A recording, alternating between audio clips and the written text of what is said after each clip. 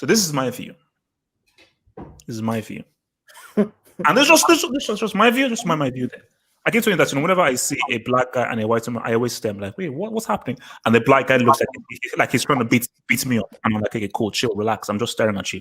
So my thing is, I feel, especially for Eastern European women,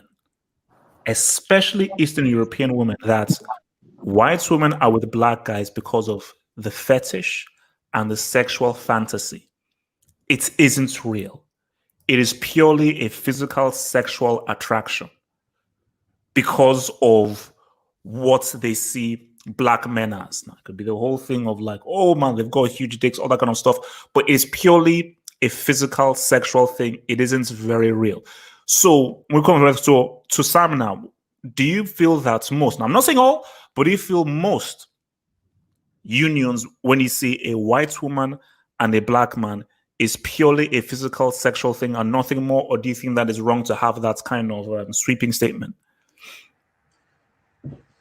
I'm gonna actually go alongside with you, but I'm actually gonna extend that to something that's even more shocking, which a lot of people don't really like talking about. This is a big elephant in the room, but most relationships are predicated on lust and sex. Oh yeah. Like, it doesn't matter if it's a white girl, doesn't matter if it's a black girl, doesn't matter if it's an Asian girl. Why do you think that there's in the United States, there's a 55% divorce rate? That's across, and I'm saying 55% across the board. Like, the thing is that black women, white women, I mean, all types of women, and when we get the feels, the first thing we feel is lust. We may get caught up in that shit because, oh, that pussy was good. But at the end of the day, like, we say, hey, I'm in love with this woman. But at the end of the day, there's got to be more substance to that. And if you don't find that extra substance, then what's the point? And then you end up getting into a relationship, you get married, and you don't find things in common, and then you get divorced like 3-4 years later. You have a bunch of kids, like, they're now like, you're doing all the parenting stuff. I know this sounds like some MG toe shit, but like, it's men going their own way type shit, but it's something that needs to be brought up. Juan, so how do you view? So do you view the white woman, black man thing? Do you view it as just a sexual fantasy, or sometimes I feel sometimes black men fetish white women just as much. It goes both. The forbidden fruits. I think it depends. I think a lot of here in America that definitely happens. In Eastern Europe, that's where I went to Serbia, and I heard some of the conversations, and very beautiful women. I don't think I ever married one because the conversations and things that were said, it was more like a circus or some shit like that. You know what I'm saying? Exactly. First, I want to see how big your thing is, things like that. I mean, that's why a lot of times you see a lot of brothers, they marry one of these Eastern European girls, bring in the U.S., end up leaving their ass because it never was real in the first place. Can I say every black and white couples like that? Because you can't generalize. But I like what my man said earlier about a lot of relationship is from lust and difference. So how do you know when it's a sexual fantasy or it's just people like different things, a different culture? You like the culture of the language or the way the woman, you may like the culture of the person, of the person you're dating. So I think a lot of fetishes do go on. Well, like give an example. This is a fetish of sometimes American white women. They like to, these very blonde white girls. They don't look for no educated brother. They look for the most hoodest nigga out there today. Yep. That's the fetish. It's a fantasy. It's a fantasy. It's a fantasy, right? Maybe because they're looking at the black man as a sexual beast. Yeah, they want to be a beast, and they want to be fucked by a beast.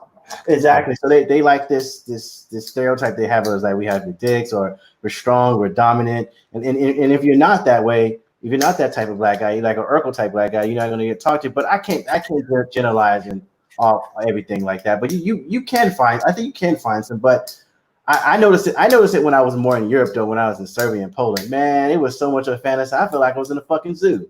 I mean, I mean, I did tear some ass up though. I ain't gonna lie though, but I mean, yeah, that's all I gotta say about that. Okay, man. All right. You call me Urkel Ali Muhammad Ding, and I'm slanging dang-a-lang in the southern gun. Damn, what they talk about? Nah, I'm messing with that. So, CA, what about you, CA? Do you view whites, because didn't you say that you only chase dates white woman? I think you said that, didn't you? Yeah. No, man, that wasn't me, bro. No, I don't know who it was. So no, I've dated. Well, you know, I've lived in Asia and I've lived in Europe and I've dated everything. You know, I lived in Japan for 4 years, so you know, I dated about everything, bro. I mean, and Japan is. You want to talk about the fetishism is completely different in Japan. We can talk about that another day because that's different from Europe. But yeah, like I do believe that it all begins in fetishism, man. Of course, especially in the U.S. It all begins. That's like you said. That's the foundation of everything. You know, but I believe as you get older, at least for me, as you get older, that lust and that fetish shit isn't worth it sometimes for the amount of shit you got to put up with.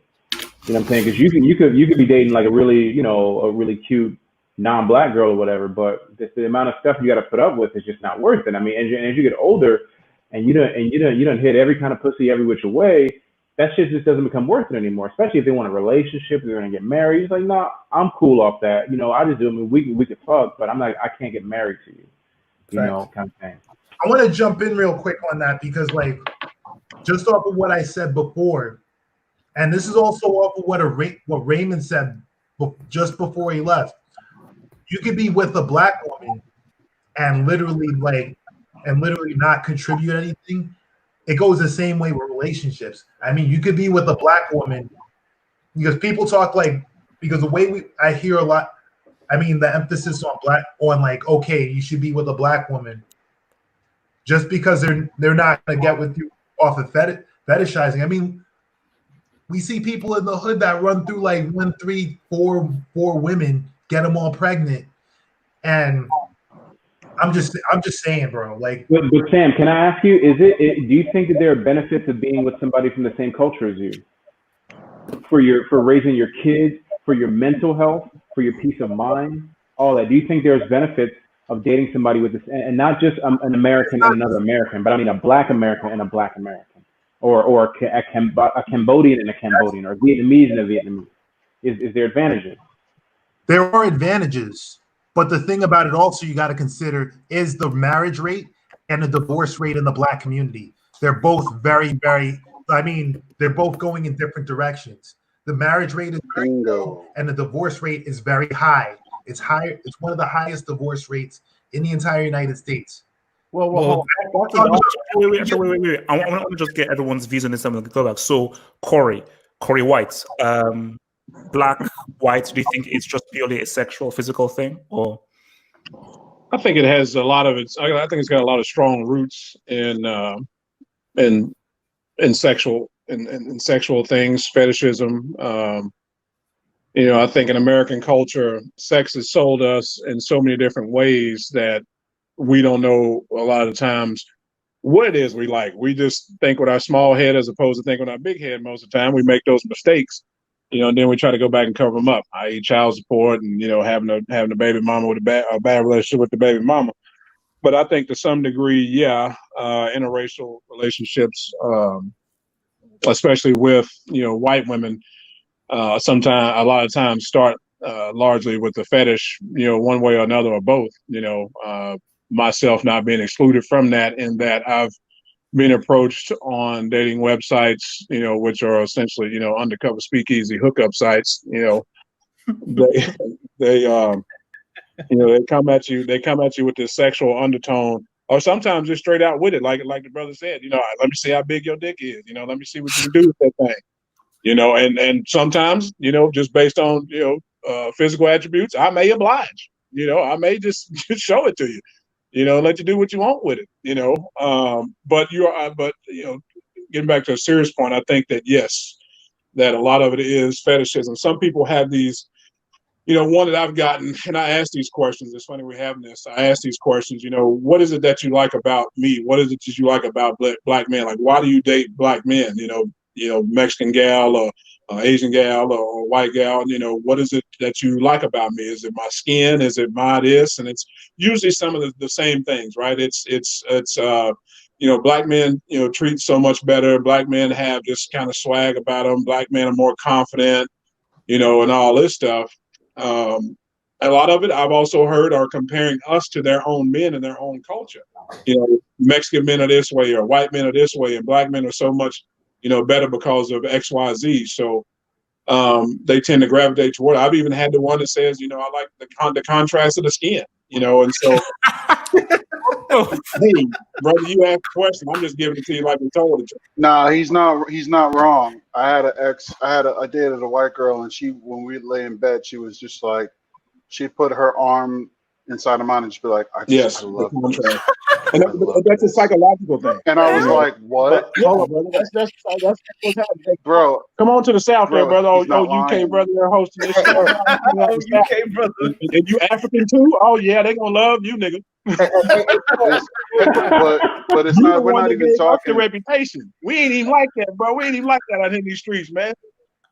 Bro, Corey, why did this girl have a hey, yo, I done ran across that too. I like, as long as I got the whip, nigga. Right? She wanted, bro, this girl wanted to dress up like an old timey Southern belle and wanted me to dress up in like rags. I've had that, brother. I've had that. Only in America, dog. Only in America. Yeah, man.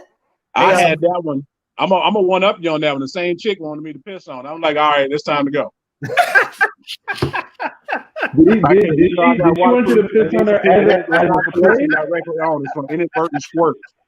Did she want you to do that while you were a slave and shit, bro? Like intentionally piss on somebody. Oh my god, bro! I'm telling you though, this girl, she legit wanted me to dress up like a slave, and she wanted to be a Southern belle. And she wanted me to take it. Fuck no, I broke up with her. That's some cool shit. If you well, see, my thing is that if there's a situation where contrast, I love this. I jump out the window. I don't know where I'm jumping to. I'm like, cool, thank you. I jump out the window. See, that's scary because what that shows is that they don't see you as a human being. Booyah. Understand too. There's a whole genre of porn about this too, about those slaves, and then understand too in American culture that how pornography has influenced sexuality in America and relationships in America. You know, not just worldwide, but we just focus on America for a second. You know, we put whatever porn out there on these sites, and again, they sell us sex in so many different ways. You know, free porn on the internet. You go on there. I mean, I've seen shit where you got, you know, porn called White Whore Destruction. I've seen that. Yes, I clicked on it. And I sure did. You know, what was it? White Whore Destruction? White Whore Destruction. Oh, okay. And whore is WHORE, right? So if you're over writing it down or typing it in, go ahead. You know, but there is this porn though that exists that is all racial fetishism, and it's come full swing both ways, because I've seen it where you have that, and you have black men having sex with white women, whereas they call them, you know, give me that nigger dick. You know, they say about to go there. I was just literally. It's so crazy. That's exactly what they say. And then you got it on the other side too. No, because this was years ago, and there was this blonde chick. I was like, okay, well, this is going well. We're to talk to her as well. You know, we're sort of, you know, getting a bit spicy, foreplay and everything. Then she was like, oh man, I want some of that nigger dick. I was like, whoa. Okay. Yeah. But here's the thing though, right? Like me personally, I don't abide that word. Like I don't like it said in my presence. I don't like saying. I don't say it to people. I don't tolerate it. Right? But you can say that you were like you felt some kind of way about her saying that. But the N-bomb has been dropped several times in this conversation, and you did not raise those same flags. So do you have a problem with the word, or do you have a problem with who says it? It's that's the question, right? Me personally, I don't think anyone should, but you know, there's a whole genre, there's a whole bunch of black dudes out there who get off Yep. on being called pieces of shit. But that's no different than there's white dudes who like to have their balls stepped on and called a piece of shit by a mistress. It's the same shit. I'm not going to shame anybody's fetish. You can shame that fetish, but So you can't get mad at the it's porn okay. industry. It's, No, bro. You can't get mad at the industry for providing what the people want. They wouldn't have a whole fucking genre behind this. There's a genre behind women getting fucked in stables by big black men who are muscular. There is that. That's a and they wear those country girl dresses. Be very clear. And that's Be very the whole clear. thing. And this is just reality. There are black men that like that. 100%. There are black men who like to have sex with white women where they're called a nigger. And they like that because they get half hope. And look, we can't. It's hard to have a conversation, especially in the American context, with black women or black men without discussing internalized anti-blackness. Because the only way that you would do that to yourself is if you don't appreciate yourself. And the reason you don't appreciate yourself is because you've been told black is ugly, black is easy to be. Just that whole trope. So if you could pull up, I think it's a Vogue magazine with LeBron James and Giselle Bundchen. I remember this. This was like one of the classic examples. It's taken like right out of King Kong, and this is basically what America serves. That's deep right there. Pull it up. So no. Pull it up. Also, hey, real quick, I'm though, I also a wanna, big version of it. What the heck? that's real talk. Oh, he's seen it. Yeah, I'm just trying to find like a large version of this. And this is basically what America feeds to us: that the black man is the beast, the white woman is there to be rescued in distress, and black people internalize it just as much as white people do, and then you end up with people in fucking stables getting fucked. Well, but think about it though. The chick in Central Park, who said, "I'm going to tell them that there's a black man who's about to assault me." That's an offshoot of that mentality. She knew that she knew what it meant to tell the cops that she's in distress because a black man's going to attack her. It's the trope of it's the old trope of the white woman is the damsel in distress. We must protect her. We must protect her virtue. They got this nigga dribbling a basketball Emmett too. Till. Like, shut up and dribble. And fuck some white women. Well, no, but yeah, you. I call them Nigga, not nigger. So, come on, man. Hey, I'm gonna tell you something though. I'm gonna tell you something that everybody educated knows. This is my There's view no on fucking this. difference. And I want everyone's view, and I think it's good that we brought this up because this is even a separate topic that we could even expand upon. Let's just throw this in as a starter. Maybe we can finish off next week. There is no difference between GGER and GGA. There is.